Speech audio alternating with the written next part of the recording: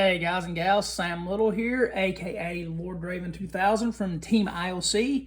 I am bringing you a deck that I used competitively for a very long time in my early years of Yu-Gi-Oh! I say competitively, will it do good in a locals? Probably. Will this get you a national invite? No, not likely. But it is super fun, it's super affordable, it's roughly a $40 deck, but you're going to probably have a great deal of this in your bulk. So it's not going to set you back a lot of money, not going to break the bank. This deck capitalizes on the Watt engine, which is a very unique offensive strategy in which Watts attack directly. So regardless of your opponent's attack or defense on their monsters, Watts is going to bypass that and go directly into the life points. So it's a super cool way to just poke away for game. This deck affectionately became known as Watts Hunder the Stairs by some of our players. So that's the name we're going to stick with. But let's go ahead and get started. We're going to run 2 Thunder Seahorse. Seahorse is our searcher. It's going to let us go into our deck and bring out 2 of our Thunder monsters, be it a Hunder or a Watt, to go ahead and get the engine started and get our board made. We run 2 Vylon Prism. Prism is the tutor in the deck. This is what allows us to make one of our boss monsters, which is Thought Ruler Archfiend. Very, very powerful synchro monster. Prism is also good as an additional add-on. Put it in the grave, add some extra attack. We're going to run 3 Paw Hunter. Paw Hunter allows us, when it's normal summon, to normal summon a level 4 Thunder from our hand. On the same accord as that, we run 3 Maws. What makes it cool is if you have 2 Maws and a Paw in your hand, you can actually go normal summon Maw, Maw's effect to normal summon Paw, Paw's effect to normal summon Maw. So I'm sure you can see that it is very, very easy to spam the field and get a lot of bodies on the field to go into your extra deck. Our Watt engine, we run 3 Cobra. Cobra is going to attack directly for 1,000 points of damage. But what makes Cobra so effective is once we make that attack and it connects, we can search our deck for another Watt monster to add to our hand. We run 2 Pheasant, which is easily one of the most effective cards at breaking a board. Pheasant will attack directly for 1,000. But what makes it so cool is once it attacks, we get the option of banishing a monster on the field. You banish an opponent's XYZ monster that has material, that monster will come back at the end phase void of its material. This is a great way to cripple some of the Earth Machine XYZ monsters, some of the bigger hitters in the game. The MVP of the deck is usually this card, the What Giraffe? Giraffe is going to do 1,200 points of damage, but once Giraffe makes contact, your opponent cannot activate spells or traps until the end phase. So you can actually use this to bait your monster into not flipping a trap that otherwise would help them because they're not worried about a measly 1,200 points of damage. Next, our hand trap lineup, which is all cheap, easily accessible. 2 effect veilers because negate our opponent's effects, keep them from getting anything going against us. Same accord, we're going to run 2 Ghost Mourners, which will do the same thing as Veiler, but the Mourner is also going to allow us, if that monster leaves the field, our opponent's going to take damage. And then graveyard effects are a thing, guys. People are really abusing the graveyard in this current format, so we're going to run 2 Ghost Spells to kind of keep that at a minimum, or hopefully at a none, ideally. All right, let's get to the spells. Stalling is really important to this deck because you don't have big beaters right off the bat to take those hits to absorb that damage. So Messenger of Peace is going to allow us to sacrifice 100 points of our life and keep our opponent from hitting us with anything that's really high powered. All the while this keeps them from attacking us, our Watts don't fall into this category so they can continue to poke. 2 anti-magic arrows. This is a card not a lot of people know about, which is kind of sad. You activate this going into your battle zone. Your opponent cannot respond to this card, and they cannot activate spell or traps until the end phase. So basically what we're doing is we're shutting down their back row, and then we're swinging with their watts for direct damage. Last for spells, we are going to use 2 recycling batteries because we want to be able to pull resources back out of our graveyard and utilize them again. We want to be able to pull the hunters back and go back into the normal summons. So let's check out our traps. We do run a lot of traps. This is a very trap heavy deck, but you'll see why. 2 warning point. This negates our opponent's monster effects, but it also prevents them from accessing their extra deck with that monster.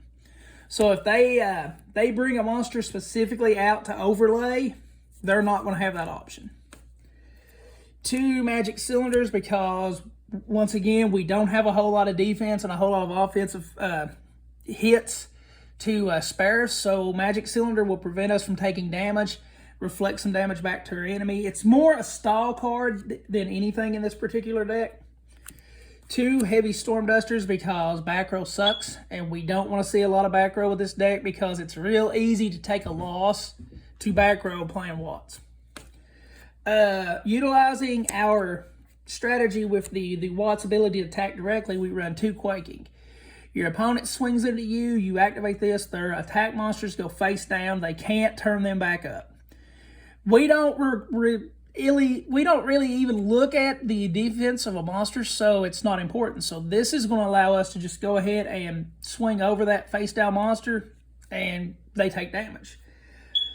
Same aspect, floodgate trap hole. They summon, we flip the monster face down. Take their ability away to attack us, all the while we can continue to attack them. Luminize, which was real heavily played in the early days of Lightsworn. Luminize allows us, say an opponent swings into our Watt Giraffe with, we'll say Blue Eyes White Dragon.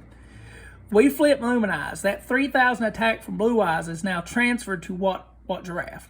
So we're now looking at 3,000 or 4,200 attack. That next turn we're going to swing in directly with that. Same merit. Universal Adapter, which is a great spice card in this deck. I absolutely love this card. This card wins games. Let's say we have 3 watts. They swing, we manage to negate, or maybe we've got Messenger Piece on field. So they can't swing, but they've got a Blue Eyes on field. Next turn, we flip Universal Adapter, and we go ahead and put Messenger to the grave. We don't pay the cost. We now have 3 watt monsters that are going to gain the attack of Blue Eyes. So everything on the field now becomes a 3,000 attack point monster, which doesn't seem like a great deal, but when you consider we're swinging directly, if we've got 3 watt monsters on the field, we're swinging directly for 9,000 points of damage. So you can see how Universal Adapter can, and it will win games. It does. Extra decks, pretty basic as far as, rate 4 decks go. We do run the 2 Thought Ruler Archfiends. Amazing beater. Very good strategy. You have Spell Negate, Spell and Trap Negate with this card. This card is usually my go-to card, to be honest with you. We run 2 Baguska. This is another style card. Flip this out. Your opponent's monsters are going to go defense and lose their effects. Super card to buy you time to get your board built. We run 1 Silent Honor Arc because sometimes you just want to take your opponent's cards. And this is a really cool way to do that. And with this deck, with the Hunters being able to normal summon extra level 4s, making these rank 4 cards is so simple and easy. We run 1 Heartland Draco, 2,000 direct attack to your opponent. It fits with the synergy and the overall theme of the watts, so it's an effective card. 2 Cowboy because I love to screen Cowboy for win.